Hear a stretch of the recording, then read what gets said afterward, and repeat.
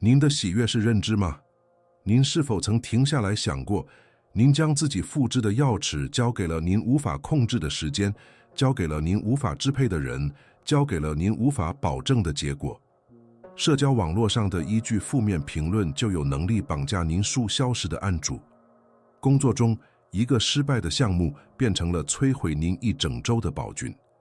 您感到筋疲力尽，就像风中的一片蝎子，被每一次好运或厄运的吹拂所拖拽，生活在一个情绪的过山车上，其中信息的顶峰是短暂的，而跌入焦虑的低谷是漫长而痛苦的。这种对外界认可的持续追求，对一种取决与外部世界完美对齐的片刻注定的追求，是无尽痛苦的源泉，是一个您被教导要被负担却不属于您的重担。这种持续的惊觉状态，这种在北京中地狱着您脆弱的制派城堡，随时可能倒塌的焦虑，并非一种自然状况，而是一种症状。这是将您的房子建在流沙之上，将您的幸福锚定在本质上不稳定和无常事物上的结果。您在这个循环中感到被理解吗？在一切顺利是必须微笑的疲惫中，以及在事情不可避免的出错时感到崩溃的痛苦中。现代世界训练您成为一个幸福的戏人，总是在追逐下一个刺激、下一个成就、下一个赞美。但这种追逐只会加深空虚，因为真正的喜悦无法被吸取，它需要在您拥有完全主权的唯一地方被锻造、被建立、被巩固在您的内心。但如果我告诉您，有一种方法可以逃出这个监狱呢？一种建立一种不受外界混乱影响的幸福的方式，一种生命中的风暴无法动摇地坚固着静。这不是一种生存的方式，而是一种真正生活的方式。今天，您将不会学到如何避免问题，而是如何变得比问题更强大。您将学会掌控，不是掌控时间，而是掌控您对时间的反应。我们将一起为建立一种不可动摇的喜悦，建立一座您视其为一切绝对主人的内心堡垒，树立起无根支柱。在我们为这座堡垒点下第一块基石之前，请订阅此频道，加入一个寻求主权的思想军团。点赞此视频作为您承诺的第一个行动，并评论您正从世界的那个角落开始这段变革之路。解决这种情绪脆弱性的方法，不是一种新的积极思维时尚，或一种短暂的激励技巧，它是一种心智的技术，在战场、皇宫和努力的牢房中，经过2000多年的测试和提炼。我们谈论的是斯多葛主义，但不是那种压抑情感的漫画，是斯多葛主义。我们谈论的是它本来的样子。不可动摇的喜悦的工程学，一个为人类心智设计的完整操作系统，旨在安装一种如此强大的内在秩序，以至于外在的混乱失去了扰乱您的能力。把它想象成对您灵魂的严格训练，在这里您学会去分析好和噪音，将您的精力只集中在您确实可以塑造的事情上，并日复一日地建立一种现代世界根本无法提供也无法理解的人性。您必须理解这一点至关重要。我们在这里要建立的喜悦，与世界试图卖给您的那种短暂而喧闹的狂喜毫无关系。那种对快乐高峰的追求本身就是您焦虑的源泉。我们寻求的是一种更深刻、更稳定且无限更强大的东西，一种健全的幸福。这是一个希腊主语，我们可以将其翻译为一种坚固的注境，一种源于美德和目标的内在核心的深刻而沉默的满足感。我们将把对快乐时刻的绝望追求换成有条不紊的建立一种快乐和健人的存在状态。斯多葛式的喜悦不是没有痛苦或困难，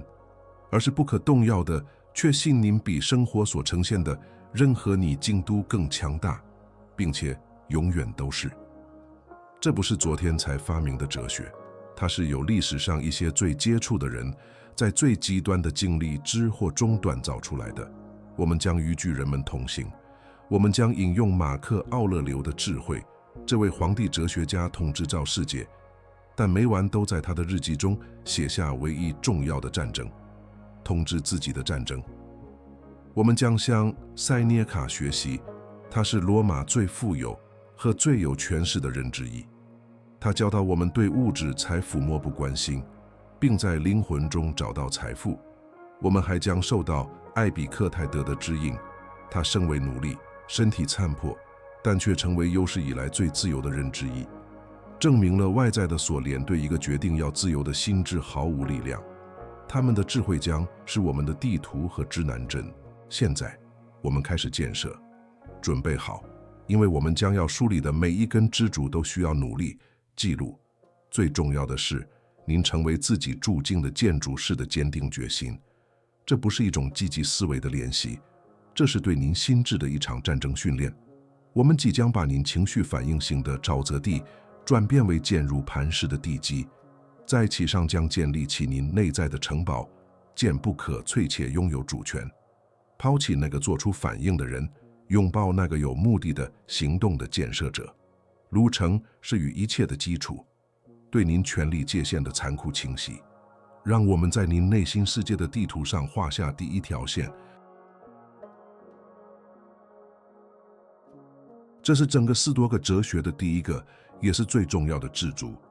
是其他一切建立其上的基础。艾比克泰的精辟地总结道：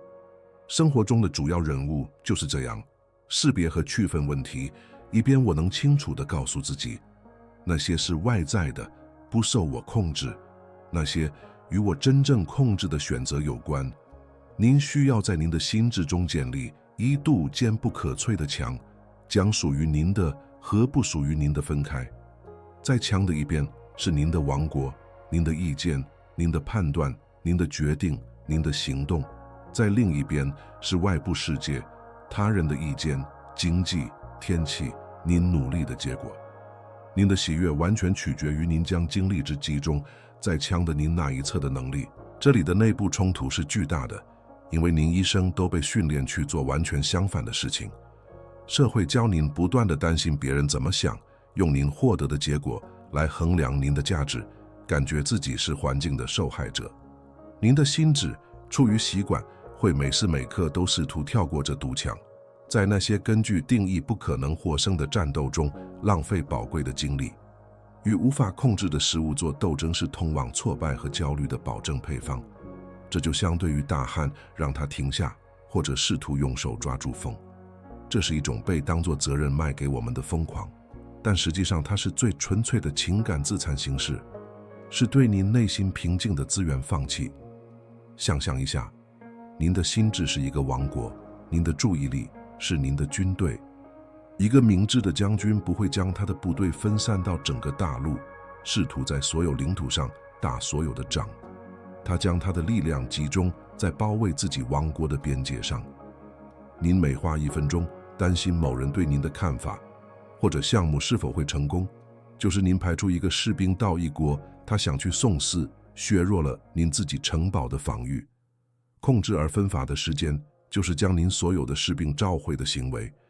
就是将他们坚定地部署在您城堡的城墙上，准备保卫真正重要的东西，您选择的质量和您行动的完整性。当您内化这条规则时，奇迹般的事情发生了。您不会变得被动，相反，您变得异常强大和有效。通过将您的精力从不可控的事物上撤回，您释放出巨大的力量和清晰度，以应用于真正能产生影响的地方。您的心智之前是一个混乱和分散的战场，变成了一个专注和战略性的智慧中心。对未来的焦虑和对过去的悔恨开始消散，因为他们都生活在墙的另一边。您找到一种深刻的平静和自由感，这种平静来自于知道，虽然您不控制世界，但您是自己内在领域的绝对主人。随着墙的建立，我们进入了斯多葛智者的第二大艺术——感知的炼金术。马克·奥勒留说过，如果您为某件外部事物而痛苦，那么痛苦并非源于事物本身，而是源于您对它的评价，而这您有能力在任何时候撤销。他告诉我们的是，外部事件本身是中性的，它们仅仅是事实，赋予它们色彩，将它们变成好或技术偏的，是我们投射在它们上面的判断。交通堵塞本身并不是批示，它只是缓慢的交通，是您的判断。这是一场灾难，我要迟到了，我的一天被毁了，创造了痛苦。如果您继续成为自己解释的受害者，那么不可动摇的喜悦是不可能的。这里的冲突是深刻的，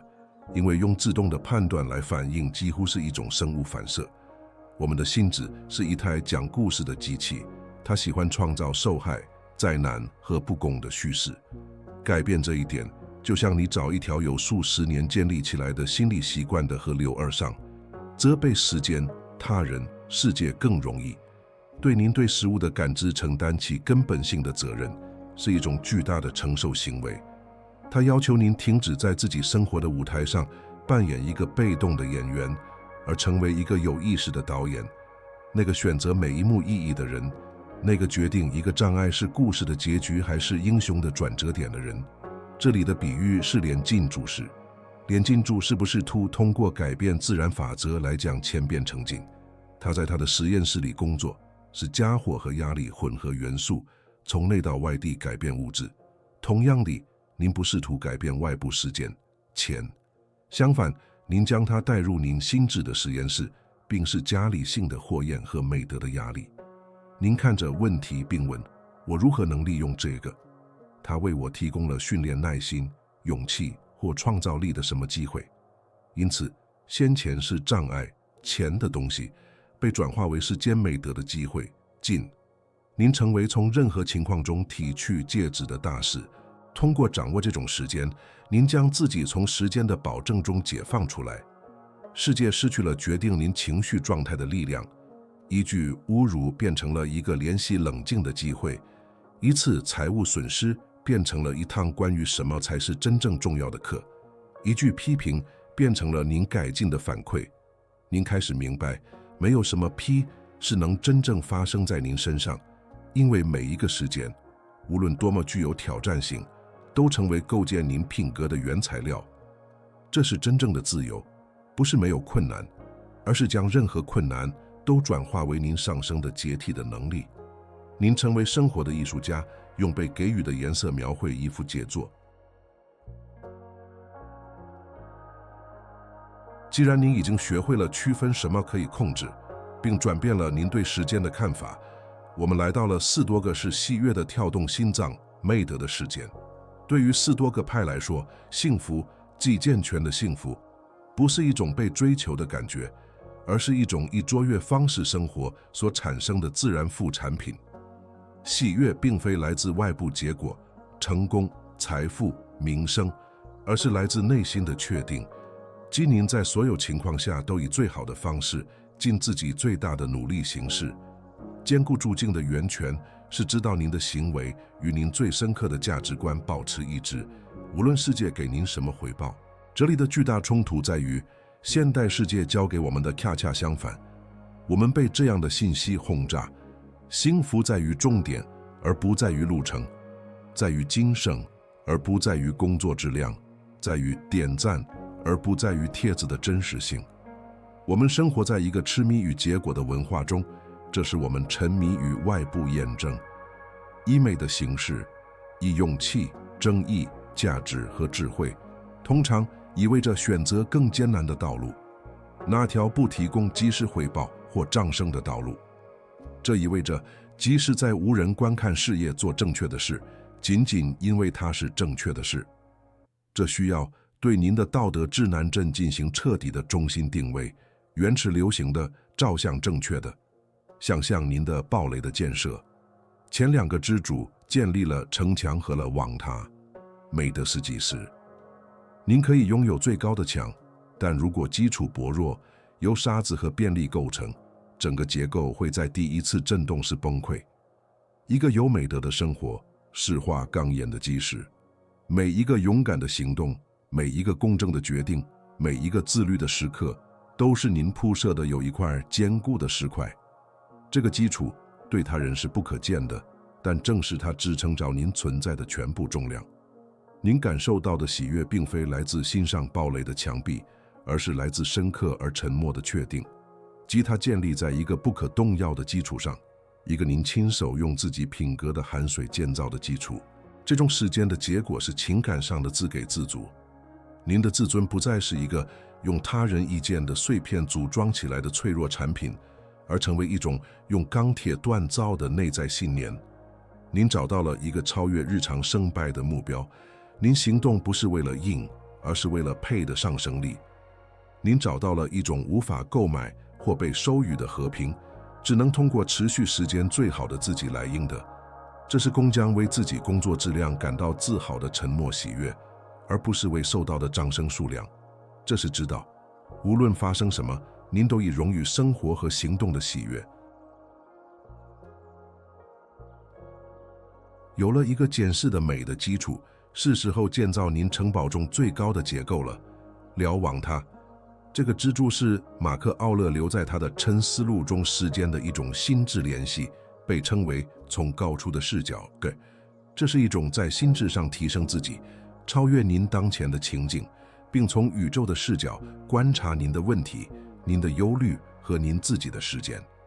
从街上看，一个地球似乎是一片狂热活动的混乱，对每只蚂蚁来说都是生死有关的问题。从摩天大楼的顶部看，它变成了眼阔镜观众的一个微不足道的点。这个联系将同样的视角转换应用于您自己的生活，瞬间减轻您问题的感性负担。应用这个支柱的困难在于我们自我的力量。自我喜欢成为宇宙的中心，它说服我们，我们的问题是最大的，我们的痛苦是最深的，我们的忧虑是最紧迫的。它将我们困在一个我们事物进戏剧中主要明星的剧院里。从高处的视角是对这种自我保证的直接攻击。它要求您接受，即使只是一会儿，您自己在宏伟计划中的微不足道。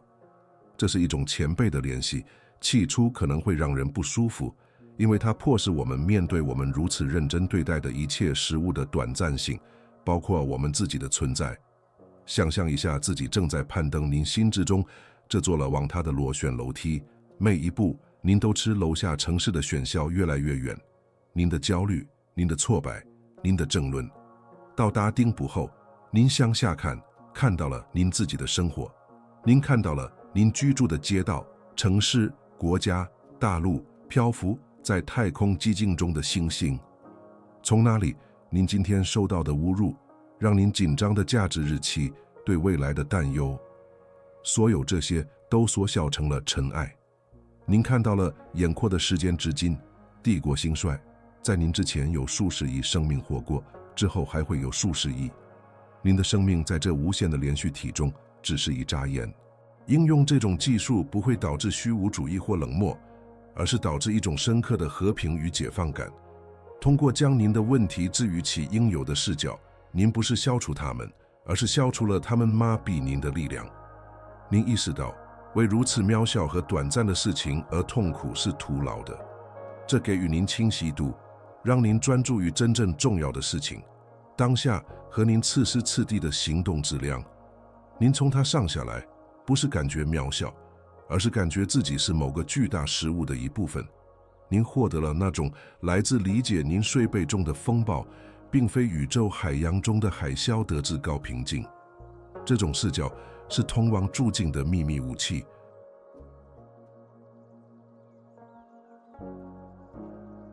我们来到了最后的支柱，这个元素将所有其他支柱连接在一起，使您的暴雷真正坚不可摧。这也许是最具挑战性的概念，但也是最解放的。爱命运或对命运的热爱。深受斯多葛派影响的哲学家尼采将其总结为人类伟大的共识：不希望任何事情有所不同，不向前，不向后，不在整个永恒中。不仅仅是人受必要之事，更不要隐藏它，而是爱它。这并非被动的顺从，而是对您生命中发生的一切，无论是好事、低咖位，都采取一种积极、愉快甚至充满爱意的接受。冲突是现而渐切发自内心的。我们如何能爱痛苦、失落、背叛、失败？我们的自然倾向是抵抗、斗争、爱谈并希望事情本可以不同。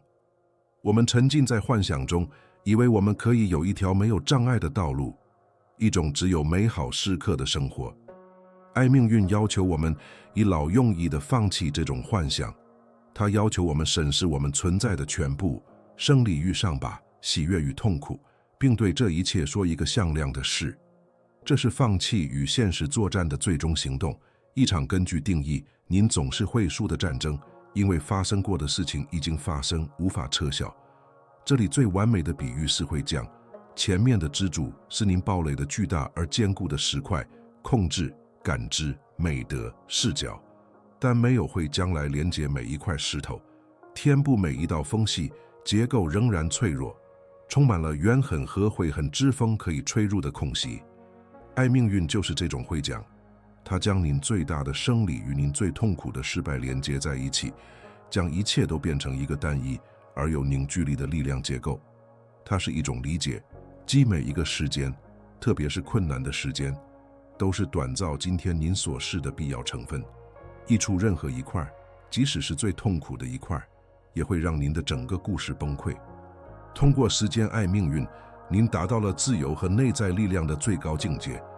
您停止浪费精力，希望现实是另一番模样，而是用所有这些精力从现实本身中提取最大的价值。您看待您的生活不是一系列随机时间，而是一个完美的剧本，专为您的成长而写。问题从为什么这发生在我身上，变为我如何能利用这个变得更强、更明智、更有的性。您学会了与命运共舞，而不是被它拖着走。这种对一切意识、层式和僵尸的充满爱意的接受，最终巩固了您的喜悦，使其真正不可动摇。您已经走到了这张地图的尽头，但您的路程才刚刚开始。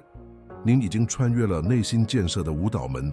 竖起了现实之墙，学会了感知的连金柱，奠定了美德的基石，登上了视角的塔楼，并用接受的会将一切连接起来。您内心堡垒的蓝图就在您手中。您已经抛弃了那个被动的、随风飘荡的蝎子般的人，现在拥有了成为您注定要成为的人的工具。您住进的建筑是不可动摇的喜悦，不是一个要被找到的目的地，而是一座要被建造的城堡。日复一日，一个选择接一个选择，一块砖接一块砖。这是您的工作，它现在就开始。在这些话语之后的寂静中，现在请盖上您的承诺之音。这不仅仅是一个视频，这是您信心智的奠基意识。因此，不要默默地吃开这里，到评论区宣布您的主权。用大写字母评论我是我的堡垒，作为您自知的第一个行动，您从外部混乱的保证中独立的宣言。点击喜欢按钮，不是作为一个虚荣的指标，而是作为您与自己签订的合同上的一个印章，一个建立一种无人能夺走的喜悦的契约。最后，订阅亦正是加入那些不受偶然统治，而是选择用纪律和勇气来统治自己的军团。最后，请知道在这项建设中，您并不孤单。对于那些真正属于这个军团的人，那些吸收了每一个字的人，也请评论我看到了最后，这样我们就能认出彼此并加强我们的社区。如果这条信息对您来说像一座灯塔，不要保守秘密。想象您生活中某个仍然在风暴中迷失的人，他的喜悦是环境的认知。